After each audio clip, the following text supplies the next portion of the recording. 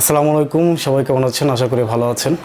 তো আজকে একটা বিষয় আপনাদের সাথে শেয়ার করার জন্য আসছি। নর্মালি আমরা যারা মোটো ব্লগ করে থাকি তারা আসলে ক্যামেরার সামনে তেমন একটা আসা হয় না। আমরা বিভিন্ন বিষয় আপনাদের সামনে উপস্থাপন করে থাকি। হেলমেটের সাথে ক্যামেরা ইউজ করি আমরা।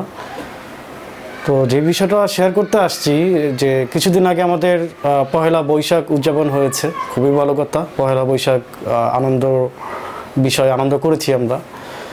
তো আমাদের কোনো এক টেলিকম কোম্পানি, আমি নামটা বলছি না, বাংলাদেশেরই টেলিকম কোম্পানি, তারা একটা আয়োজন করেছিল, আলপনা এঁকেছিল আমাদের মানিক মে এভিনিউ এবং হাওড় অঞ্চলে। ওখানে প্রায় 16 কিলোমিটার রাস্তা তারা 7.5 কোটি টাকা খরচ করে তারা ব্যয় করে তারা আলপনাটা এঁকেছিল।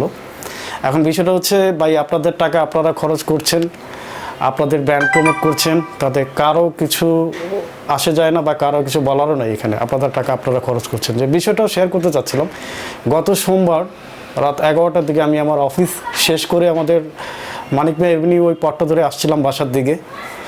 তো আমার সামনে একটা সিএনজি ছিল এবং ওই সিএনজিটার সামনে আর একটা সিএনজি ছিল।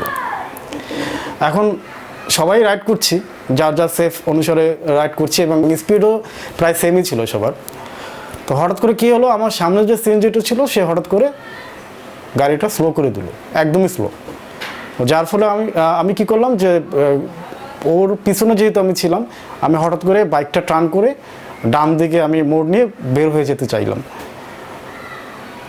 ঠিক তখনই আমার সামনে যে সিএনজিটা ছিল ও কি করলো, ডানে মোচড় কাটার জন্য সিএনজিটা ঘুরিয়ে ফেললো। মানে কি বলবো, 1 বিঘা জাস্ট জায়গা ছিল, 1 বিঘার মতো পরিমাণ জায়গা ছিল যে আমার বাইকের সাথে ও বডির সাথে লাগে নেই। তো যখন দুজনেই আমি হর্ন দিচ্ছিলাম বারবার, এই জন্য সিএনজি এলো, থামিয়ে দিল গাড়িটা। থামানোর ফলে আমি বাইকটা সামনে নিয়ে দাঁড় করালাম সিএনজি সামনে। তখন জিজ্ঞেস করলাম ড্রাইভারকে যে আপনি হঠাৎ করে স্লো করলেন কেন? তো তখন ওই সিএনজিওয়ালা আমাকে যেটা বললো যে ভাই আমার সামনে যে সিএনজি ছিল সে থামিয়ে দেওয়ার ফলে আমি থামাতে বাধ্য হয়েছি। তো তখন আবার ওই সামনের সিএনজি উনি স্লো করছিল, তো ওনাকে জিজ্ঞেস করলাম যে ভাই কী হয়েছিল বলেন তো একটু। বললো যে ভাই এইখানে যে আলপনাটা আঁকছে না, এটার জন্য প্রবলেমটা হয়েছে। কী প্রবলেম?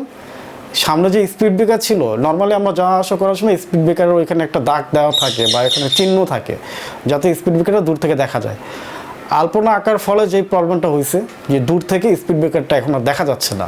স্পিড ব্রেকার ওখানে 2-1টা আছে যেটা দেখা যাচ্ছে না। এখন ভাই প্রবলেমটা হচ্ছে স্পিড ব্রেকারেরও সমস্যা না, আলপনারও প্রবলেম না। আপনারা আলপনা আঁকছেন খুবই ভালো কথা, একটু চিহ্ন দিয়ে দিতেন এখানে স্পিড ব্রেকার আছে। আলপনাটা এমনভাবে আঁকছেন, হ্যাঁ অবশ্যই সুন্দর লাগছে দেখতে, বাট এটা যে একটা মৃত্যুর কারণ হতে পারে মানুষের। আপনি একটু চিন্তা করে দেখেন, আমার ডানে যদি একটা গাড়ি থাকতো বা ওই সিএনজির সাথে যদি আর একটা গাড়ির ওই ডানে কাটার ফলে যদি লেগে যেত, তাহলে ওইখানে তো একটা মর্মান্তিক দুর্ঘটনা হতো। এমন আনন্দ করবেন না আপনারা যাতে আসলে মর্মান্তিক দুর্ঘটনায় পরিণত হয়। পরবর্তীতে আসলে এই ধরনের কোনো আপনারা ক্যাম্পিং করলে বা আপনারা আলপনা আঁকলে অবশ্যই মাথা রাখবেন বিষয়টা। সড়ক পরিবহন যারা আছেন, যারা দায়িত্বে আছেন, তাদের সাথে পরামর্শ করে অবশ্যই বিষয়টা করবেন যাতে এরকম প্রবলেম ক্রিয়েট না হয়। সেফলি রাইড করবেন, ভালো থাকবেন, সুস্থ থাকবেন।